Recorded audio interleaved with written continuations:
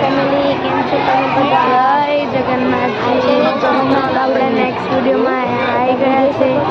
આ છે જગન્નાથજી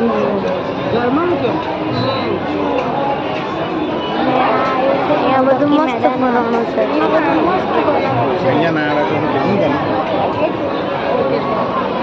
તમે જોઈ શકો છો બધા છે અને આ જો અહીંયા બધું ડેકોરેશન કરેલું છે. જગન્નાથ